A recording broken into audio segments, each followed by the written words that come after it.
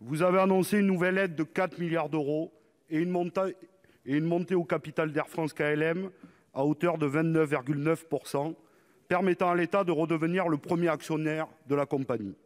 Depuis le début de cette crise, nous n'avons eu de cesse de plaider avec notre groupe pour des prises de participation de l'État dans les grandes entreprises stratégiques. Vous nous répondiez que cela était impossible.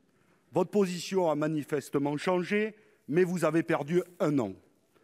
Mais ce soutien à Air France risque de coûter cher en contrepartie exigée par la Commission européenne pour les salariés et les usagers. D'abord sur les créneaux qu'Air France va devoir céder à ses concurrents. Vous vous félicitez d'avoir obtenu 18 créneaux plutôt que les 24 demandés au départ par la Commission européenne.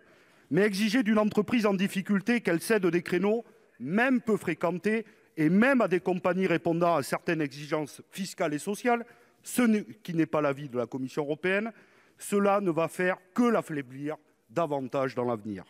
Mais surtout, Monsieur le ministre, la question centrale est: avec quelle ambition politique, sociale et environnementale montons-nous au capital? Cette prise de participation est-elle temporaire, avec pour but de nationaliser les pertes, puis de reprivatiser les profits dès que la situation s'améliorera en faisant payer l'addition aux salariés? Ou s'agit-il d'un engagement pérenne, bénéfique à Air France, à ses salariés et à ses usagers? Pour vous répondre, la parole est au ministre de l'économie, des finances et de la relance. Vous avez la parole. Monsieur le sénateur Fabien Gay, la seule chose que je sais, c'est que si l'État français n'avait pas soutenu Air France depuis le premier jour dans cette crise, il n'y aurait plus d'Air France à l'heure où je vous parle.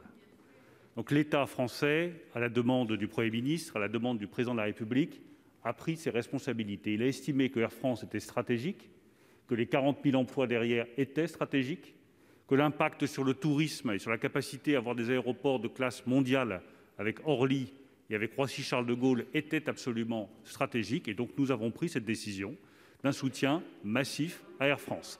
7 milliards d'euros, 4 milliards d'euros de prêts garantis par l'État, 3 milliards d'euros d'avances de l'État qui viennent d'être transformés, alors que c'était uniquement pour 4 ans, en participation directe, fonds propres de l'État dans l'entreprise. L'annonce que j'ai faite hier, que nous allions monter au capital pour un montant qui pourra aller jusqu'à 1 milliard d'euros et qui fera de l'État français le premier actionnaire d'Air France. Je pense qu'on ne peut pas avoir de témoignage plus clair de notre détermination à soutenir cette compagnie aérienne nationale. Il en va de l'indépendance de la France et de notre capacité à peser dans le champ touristique mondial. Oui, il y a des contreparties qui ont été demandées, mais je rappelle que Lufthansa a accepté de céder 48 créneaux en échange du soutien de l'État allemand à Lufthansa.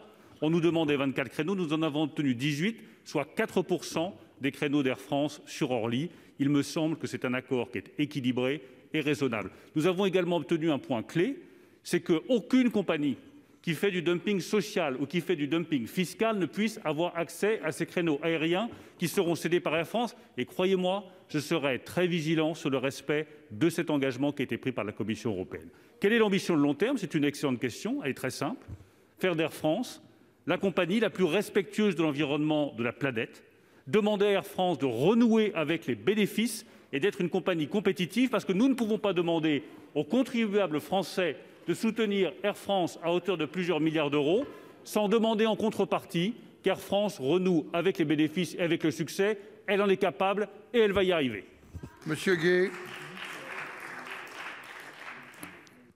Monsieur le ministre, vous considériez Roissy et Orly comme stratégiques, c'est pour ça qu'il y a encore 2 ans, vous voulez les privatiser.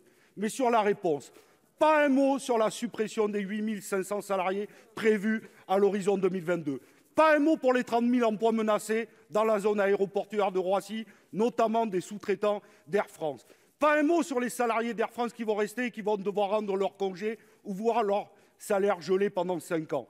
Et encore une fois, Monsieur le ministre, vous avez changé, mais pas de dogme.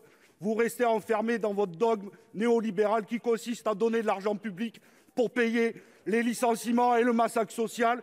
Nous nous en souviendrons, il faut d'urgence garantir les emplois et des critères environnementaux.